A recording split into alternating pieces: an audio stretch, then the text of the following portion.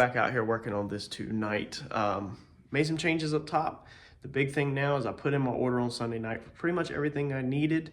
And then I come out here tonight and was kind of trying to rearrange stuff. And I was hoping to get quite a bit done tonight, but between figuring out exactly how I want to do the clear view and the upper radiator hose right here, 1 hour and 30 minutes. That's the amount of time that I put into trying to work with stuff, but also trying to make stuff look, you know, professional and make it look right.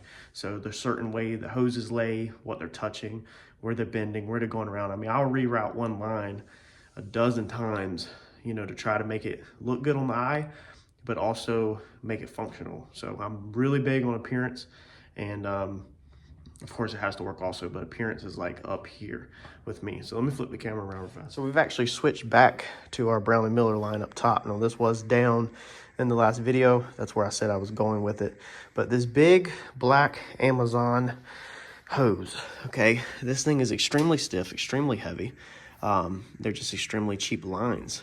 They hold up fine. We had absolutely no leaks on the dyno the first time out of them, so no complaints about leaking or anything like that. They're just not that flexible, man. I mean, they're freaking heavy too.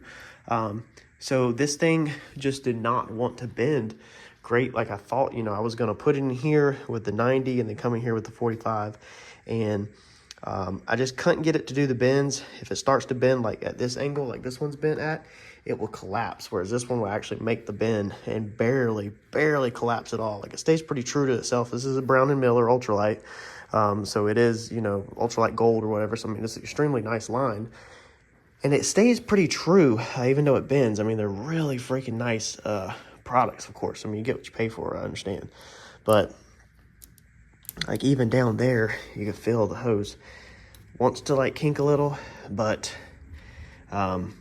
you know, it still stays pretty true to itself. So they're really just nice products. And that black one just does not want to flow quite like I want it. I'm still not happy with this.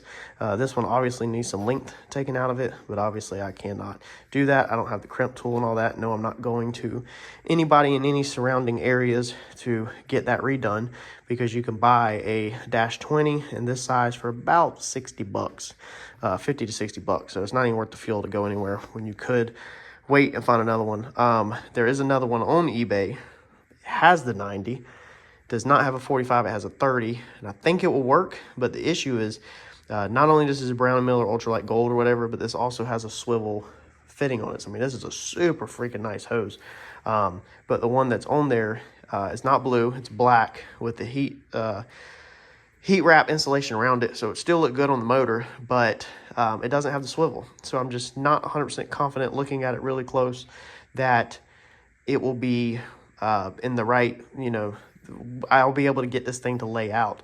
Now, when we have the clear view here, we're going to be kicking a leg down straight to that point right here. So I put this little bushing on. We're actually going to weld a rod to that. We've got this rod right here, so I changed my mind a little bit. We're basically going to come off of this with a rod, something like that, and that's going to go up to the clear view to another point. We're going to take care of that tomorrow. I'm going to wait till tomorrow. Mike's going to weld up that water pump fitting, and then once he welds that up, we can come home and see if we can get this thing to flow up in there and clear the tire, because I think it's going to have to wrap up through like that in order for this to make the bend. And I think I'm going to have to get rid of this 90 and put the 45 on the end of it. So it's not a problem. I'm just not going to mess with it no more tonight until I actually have that fitting where I can actually connect the two. And it might boil down to where we simply have to get rid of this and get us a nicer line, you know, spend some more money and get something to flow like we want it to flow. But I'm not trying to right now. So quick update for Monday night. That's just where I'm at. Still sorting through little tiny details. Still have not done the grounds. Still have not done exhaust. Still have not done bolts in the transmission bell housing. There's only a couple in there. And still have not redone the valve cover. I think I'm actually going to take that to work tomorrow. Try to redo that on my lunch break at work instead of making a mess here. So fingers crossed, y'all. See, this is what takes the time, is just getting everything sorted out. So I think this is how the final fitment's going to go. Instead of running underneath, we're going to go straight up like that. So whenever it's running underneath, you have a little tiny bit of kinking near the gold fitting, but I mean, it's just a little bit. It's not a lot at all. But when it's this direction and you fill around your hoses, you have no kinking at all. Like this hose flows 100% natural in this direction. Like there's no kink. You can fill your hose, you know, normal radiator hose, when you bend it, it'll go flat, basically like this. If anybody's not familiar, then it will go flat like that. Okay, so that's what I mean by kinking, is they don't want to bend, especially this cheap stuff right here. So this stuff, like I said, is amazing. The bracket I had made for the clear view just simply puts the clear view a little too high, and basically like that. And we don't want this sharp edge right here near this hose. So I'm gonna recut a bracket tomorrow afternoon, and we're gonna move it down. I have plenty of room, as you can see right there, to get this thing where it drops down and can still sit there. The biggest thing with making this work is the bottom line, of course, is at a 90 like I showed you in the last video, but the top line has to swoop at a 45. So that's the reason why it has to be sitting just right. I wanted it centered, I wanted to put it centered, but when you put it centered, as you can see right here, our fittings are over in our intercooler piping, and it just won't work. Our bottom 90 would probably work if we offset it just a tad, but our top 45 will not work. One thing I am worried about, I've been sitting here thinking about, I'm 2 hours in this tonight of just trying to make sure everything is right, take my time, is if this belt slings off, I'm not worried about the coolant lines, because obviously you don't want to put nothing on the track ever. But the motor would just lose water, and you know, temperature go up, you overheat it. You could do a safety switch in the Holly where it kill the motor if it gets up a certain temperature. Not a big deal. But the oil lines running down through here, if this thing slings a belt at a high enough RPM, these are extremely expensive lines. So I'm hoping that a belt would not cut it, because all you have is the initial whip of the belt. It's not like it's going to keep slinging around. But whenever you do throw a belt on these things, they can tear a lot of crap up. So with the oil lines running right here, there's none running across the belt this way. So normally when you sling the belt, it would be like that. It don't necessarily has as much force side to side, even though it does go crazy and whip everywhere. I completely understand that and acknowledge that. But tucking my lines hopefully right here beside it will be a little safer. You can build a shield. Yes, I could build a cage or something maybe to protect the lines, and I might do that. It would take a lot of freaking work to get a cage built around everything. And then these lines down here, I mean, they're going to be in the direct, basically, shot of this one is going straight. So this one's not going to be in the shot. It's going like that. But then one of these are going to be diving down, and it's not going to be that close. They're going to be diving down, but I think we definitely are going to need to fabricate some kind of cage that will bolt on probably at this point right here, and then maybe up here on the actual Procharger itself. To it, you know, put a longer bolt in there, or maybe even off of one of these might be better. I'm not 100% sure yet, but I think we need to put some kind of definitely protector here to help hopefully not catch the thing, or maybe wrap the lines with some more protector. I don't know. If y'all have any feedback on how to protect the lines besides a cage, I mean, even if you want to vote for a cage, that's fine, or anything, let me know, especially if there's anything that will go around these lines to just make them more solid. But I mean, even then, that belt could wrap up around these lines and rip them out. So I mean, you're just at the mercy of the accident if it does. Our pressure sensor, I don't think I went over that in the last video. It ended up going right there. So we're gonna do a pressure sensor right there, and then throw the 4AN line down there. I got that ordered. So man, my night has really been spent on just racking my brain to freaking make sure that everything is right. If y'all see anything that you're concerned about, point it out. Let me know right now in the comments, because I greatly appreciate it. So I'm tired. I ain't even done nothing. It's just using your brain for that freaking long, and just up and down, up and down. I think I might try to put some bolts in under the car or something, but it's getting close to calling it a night, because it's getting late, sadly. So yeah, and hopefully tomorrow afternoon we can build the mounts and actually bolt this thing in there. That's my goal for tomorrow afternoon before Harper goes to sleep. Harper's going to bed now at 8 o'clock. So hopefully before 8 o'clock I can just come out here real fast and at least cut the mounts. I don't have to necessarily weld them, but at least get that done so that I can get this thing bolted in tomorrow night. So let's see if we can get a couple more things knocked out tonight. All right, so I lied. I'm still pushing, y'all. I'm pushing. It's getting late. It's about 10:40 now. So now that we have cut this metal out here, I have found another advantage to this. I wish this metal would have been gone from the start, because it would have saved me a bunch of freaking headaches probably. Check this out, y'all. Look at the starter. It's right there. Look at the top bolt. It is right there. So unfortunately, well, that's the side bolt. I put my stud on the bottom this time. I switched it up. So next time I'll be putting my negative right there on that stud to the starter right there. But the wires literally will just fold right up to the top. So they're nowhere near the headers. They're all tucked up.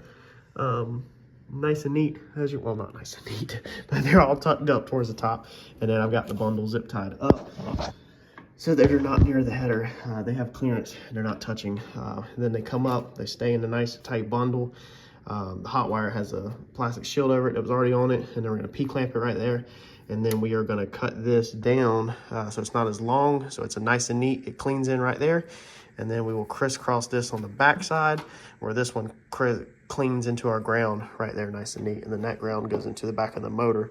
Haven't hooked it up yet, so I'm gonna redo that. The tool I use to do these, I use these like copper end lugs is what I use. So you can pick these up on eBay or Amazon. I got these off of eBay. You can probably pick them up at your local electrical supply house if you have one in town.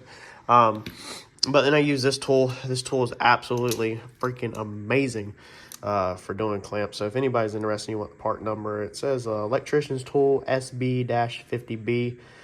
You might be able to put that in on Amazon or eBay and pull it up. I went over it back a long time ago, I think, whenever I bought it on the channel, or maybe I didn't. Actually, I think I bought this maybe before I was doing YouTube. But it has these ends in this jaw right here that flip around. So you can push this in right here and then like flip these around to different sizes. And then it's basically as big as like bolt cutters. So it opens up and it just puts an extreme amount of pressure to crimp these lugs onto the end, and works amazing. So I'm gonna go ahead and cut this, put our new ends on so this looks nice and neat, button up that wiring, and then while I'm right here, technically we can go ahead and do this overflow. I think also it's gonna get its new hose that's gonna go all the way from here, route up and go somewhere in that direction all the way up to the radiator. So there's what we come up with. I like this. I think this is nice and clean. Now this right here, where this touches the frame rail a little, it's got a little bit of clearance, but it's still right there on it. I'm gonna get a scrap piece of radiator hose from the shop, and we will do a scrap piece of radiator hose all the way around that right there, and then put a zip tie on it just so that it never ever touches the edge of this frame rail right here. If I didn't have that piece right there, we would be golden. It's really not needed, but obviously I'm not cutting it out now, so we'll just make sure we protect all these wires. And like I said, this one right here still has to go on the back of the head. I just have to cut the bolt down, and I can't be doing that right now with that noisy. So I think that turned out amazing. This is our signal wire. I had cut it. It was passing through, but I cut it so that it would hopefully put a disconnect on it, like a female and a male spade. But now I don't think it's really needed because I can get my hands in here, but I'm probably still gonna put a disconnect on it.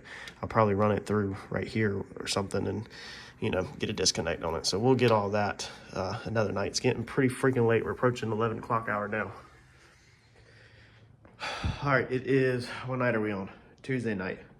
Stressed to the max. I know right now I'm standing here talking to y'all. You'll get this video late, but I know we're a 2011 6.7 Super Duty crew cab, 4-wheel drive, lifted, looks like 37s, brand new tires, King Ranch, sunroof, factory reverse camera, black on gold, truck is at, and I can go click the button right now on my phone or the laptop for $7,500 on the bid. I'm gambling. I'm gambling huge. I'm stressed right now. The first week it brought 4,300, I think. Last week it brought 6,300. I can get it right now for 7,500. But I really would love to be under 7,500. And of course, probably have to pay over 6,300 since somebody else was willing to pay 6,300. This is the life I live. I would love to get in another 6.7. Has higher miles. We're not gonna go over details on it and all that stuff, the damage or nothing like that. It's actually not wrecked. It's unique. It'd be for a whole nother video if we get it. But I'm gonna try to stay focused. We're out here. We're working on the car tonight. Try to keep my mind off of buying myself a new truck because anybody that follows the flip series where we have flipped our trucks up and down, we've went up and we've went down. We're all the way back up and yeah, been all over the place. So I show that in other series that surprisingly a lot of people don't watch. I don't understand why, because all of y'all tow race trailers, all of y'all love diesels and pickup trucks, like, or most people that pull race cars. I mean, you gotta have a truck that'll pull it, but for some reason they don't pull good views, and I'm literally teaching people again how to get trucks penny on the dollars. We're gonna stay focused. We're gonna make some more progress tonight. Last night where we left off, as you just seen, we got the wiring done down here. So Mike did the coolant, the water pump adapter. So we need to try to maybe put this in. I don't know, think about working under the car and getting this thing off of the blocks. But Mike took care of this, so he welded this side up. Shout out to him.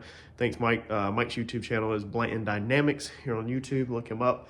But yeah, he was complaining about my metal not being that clean, but it worked.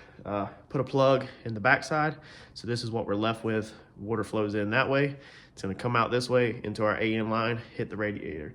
You can buy this piece right here that bolts on. I think it's about 80 bucks, 60 to 80 bucks. We made it with a $20 bung and the factory water pump and a scrap AC compressor, I think, plug. It comes out of an AC compressor. So pretty cool. We do a lot of stuff like this instead of running up the bill. So I'm probably gonna hit this with some spray paint real fast, get this thing painted, maybe put it in tonight. We need to open it up and put some silicone on the inside of this one. And yeah, put the O-ring back in this side and then maybe throw that in. But like I said, I think I may work underneath it tonight. Get transmission, headers, fuel lines, all of that work can come off of that, because then all of this can technically be worked on with it rolling around on the ground. And we need to get the bottom side hooked up so it could go to get wiring done, hopefully Friday, maybe. And then everything else can kind of be done wherever, because it don't have to be on the, you know, up in the air. It's gonna go back on the lift to get the wishbone finished welding. We haven't finished welding the wishbone. If you remember, if you're new to the channel, jump back a couple videos. We got our wishbone in, modified a Mustang one, but I only welded up half of everything. So we're gonna put it on the lift at our shop and finish welding it up. But besides that, the bottom side just needs to go together. Let's get at it. All right, so running into another issue here. These trans lines were a little too close to this exhaust. So as you can see right here, these exhaust collectors right here, and then I had these trans lines bolted to this nut nut right here. So when they're bolted up right there, this exhaust comes, you know, relatively close. They're just too close to comfort, so they need to go way up there. There's plenty of room for them to go way up there on top of the trans tunnel. As you can see, the transmission is not crammed up in there too bad, but I obviously can't drill it and nut cert it. So we're gonna have to make a piece that we can bolt the trans lines to, and then it can push the trans lines up in there, and then we'll bolt them to this nut cert. We'll bolt that extension to this nut cert until we take the transmission out. And when we take transmission out, we'll go ahead and drill and put a nut cert up there, a couple of them up there, because I can get my hands up there and easily put bolts in it. I just can't get a drill bit up there with a nut cert gun right now to put a nut cert up there. So let's fix this issue also, because I'm not too comfortable with having these fuel lines that close to the collectors. And being we moved the fuel lines this time, it seems like they have worked their way down a little closer. Man, what a nightmare of a night. What a freaking nightmare. So I'm laying on the ground. Let me see if I can get underneath here and show you all this. All right, so I have built that piece of aluminum that goes up and is bolted with P-clamps. Okay, so both lines are P-clamped like that, okay, to the piece of aluminum. So the aluminum is just floating up there, but it's got to bend. So this thing is really freaking sturdy. And then from the factory, there was a little tab right there that I put a factory screw back in with a P-clamp to keep that other fuel line tight. So both of these fuel lines are tight up top, very, very up top, near the back of the block. There's nothing mounted up there, but it's like near impossible to get to. So I'm gonna finally, it's after 10:30, finally put these headers or collectors back on, because I already put this collector on once, and then that's when I realized that the fuel lines were just too close for comfort. And then if we spin around here, As you can see, I have a lot of fuel line slack to do something with, so I'm not 100% sure what I'm gonna do. I need to unbolt this cross member, and these lines really need to go up there to about right here. They need to be tucked up here in the trans tunnel. I can probably get a nutsert right here, so I need to get something there, and then they need to dive down like right here in this little cutout and go under the car. That way they're not, we don't want them in the trans tunnel or drive shaft, but right here off the tail shaft of the transmission, we kind of want to tuck them back. I wanted to leave them right here, but I really need to tuck them up right there. I'm not going to right now because I don't feel like taking this cross member out laying underneath the car. But yeah, we're gonna have to do something. So I'm gonna have to definitely make up the slack somewhere to get the slack out of these lines, because I'm not cutting them and remaking them. Let's finally get our collectors put on. All right, so we finally have collectors back on. Man, I am hurting. I am tired. All this fuel line, man, that's gonna suck. So that's what we're gonna have to finish tomorrow night, is getting the fuel line up. But thankfully we got all the collectors put back on. Now this collector literally hits the frame rail now. It used to have clearance, it doesn't no more. So I imagine it's up in here, just the way these are angled. So all of these probably technically need to be loosened. I do want to change the hardware out, possibly this weekend. This might be a Sunday thing. So I'll probably go through here, loosen them all up, or the ones that I can, change the hardware out, and see if when I loosen them, it'll just sag the exhaust just a touch. If not, it's not a big deal.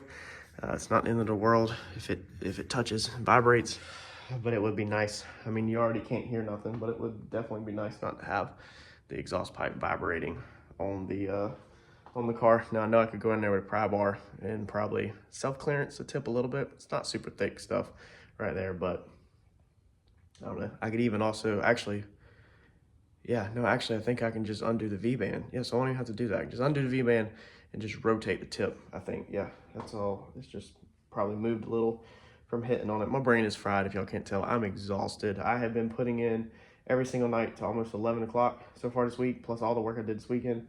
I know it's only Tuesday night. That's 2 nights in a row, 11 o'clock out here.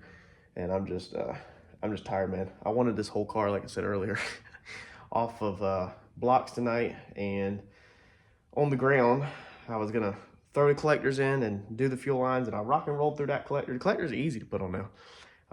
I went to put this rock and roll, put that one in, and then that's when I seen the fuel line issue, and it's just seen too many cars catch on fire where I just, if I know something is too close for comfort, yeah, you know, it's better just to go ahead and set yourself back one night, stop what you're doing, fix it. And I think I did an excellent fix because it's nowhere near it. The trans lines on the other side have enough clearance, and you know, I can't complain at all. Anyway, that's it for tonight. We'll catch back up tomorrow night, maybe.